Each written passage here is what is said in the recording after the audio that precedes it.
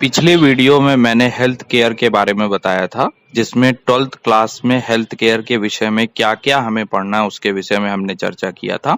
इस बार हम जो सेशन है उसमें हम सेशन 1 की चर्चा करने जा रहे हैं, जिसमें हम इस अध्याय में मेडिकल रिकॉर्ड यानी दस्तावेज की तैयारी कैसे करें इस विषय में बताया गया है। किसी भी प्रकार की देखभाल करने के लिए वार्तालाप यानी कम्युनिकेशन का प्रभावित होना जरूरी है, अर्थात दस्तावेजीकरण के लिए बातचीत यानी जिसे इंग्लिश में कम्युनिकेशन कहते हैं बहुत ही अनिवार्य भाग है।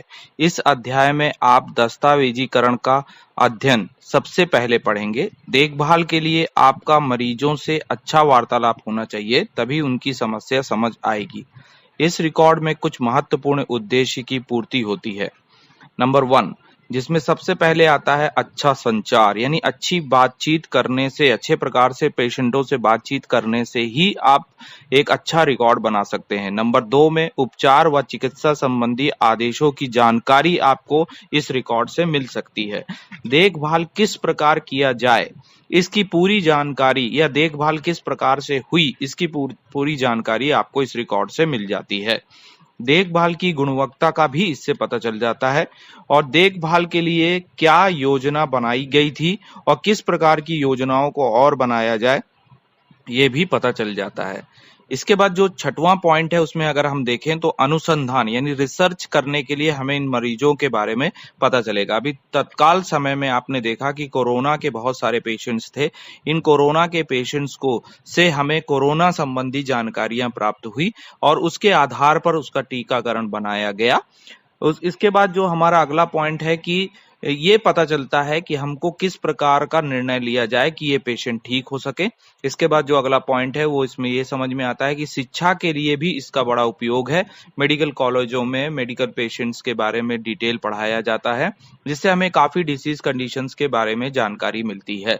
यह मरीजों के लिए एक कानूनी दस्तावेज भी है। इसे प्रतिपूर्ति या ऐतिहासिक दस्तावेज भी कहा जा सकता है। दस्तावेजीकरण यानी रिकॉर्ड और रिपोर्ट जो पेशेंट का है वह क्लाइंट यानी पेशेंट के साथ सभी प्रासंगिक यानी कम्युनिकेशन बातचीत का लिखित कानूनी रिकॉर्ड है, जो मूल्यांकन, निदान, कार्यान्वयन व परीक्षण के लिए पूरी जानकारी देता है और कानूनी दस्तावेज के रूप में भविष्य के उद्देश्यों की पूर्ति के लिए रहता है।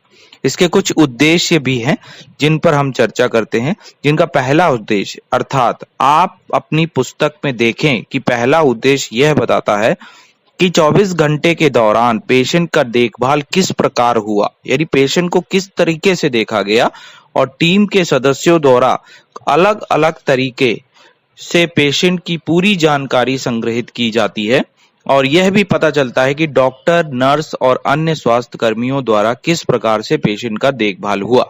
यह सब कार्य लिखित दस्तावेज के रूप में प्राप्त हो जाता है। दूसरा उद्देश्य देखभाल की गुणवत्ता को बढ़ाने के लिए देखभाल की गुणवत्ता किस प्रकार से बढ़ाई जाए इस बारे में बातचीत हो जाती है। यानी कहने का तात्पर्य यहाँ है कि दूसरा उद्देश्य देखभाल की गुणवत्ता पर आधारित है। यह दो प्रमुख उद्देश्यों 1 गुणवत्ता आश्वासन और नंबर 2 प्रतिपूर्ति पर आधारित है।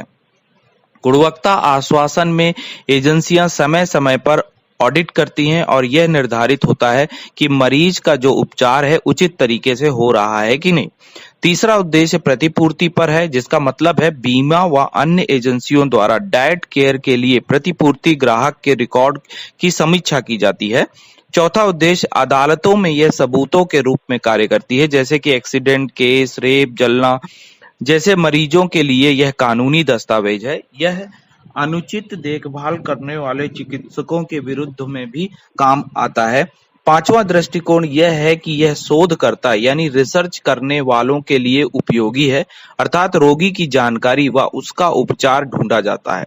छठवें नंबर पर यह बताया गया है कि स्वास्थ्य की स्थिति पहले कैसी थी और अब कैसी है।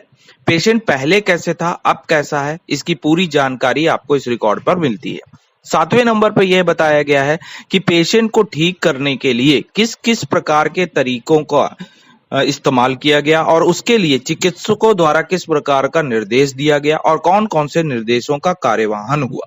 और यह चिकित्सा अधिकारी द्वारा लिखे जाते हैं और हस्ताक्षरित किए जाते हैं। 8वें नंबर पे कि पेशेंट के उपचार में कितनी प्रगति हुई और वह कितना रोग मुक्त हुआ, रोगों से किस प्रकार से वह मुक्त हुआ और उपचार उसके लिए उचित था कि नहीं, इस बारे में 8वें नंबर पे बताया गया। 9वें नंबर पे मरीजों के आंकड़ों को भी रिकॉर्ड के रूप में प्रस्तुत किया जाता है, अर्थात कितने मरीज की मृत्यु हुई, कितने मरीज अभी जीवित हुए और कितने मरीज सुरक्षित हैं, इन बारे में उसमें गणना हमको रिकॉर्ड से मिल जाती है।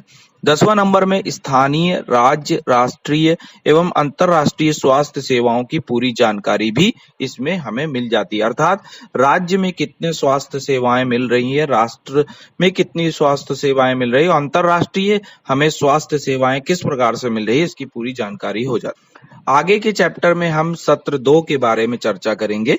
मेरा वीडियो यदि आपको अच्छा लगा हो तो मेरे चैनल वासु खुश चैनल को सब्सक्राइब करें और बेल आइकन को दबाने का कष्ट करें। आपका और मेरे चैनल को सब्सक्राइब करने के लिए धन्यवाद।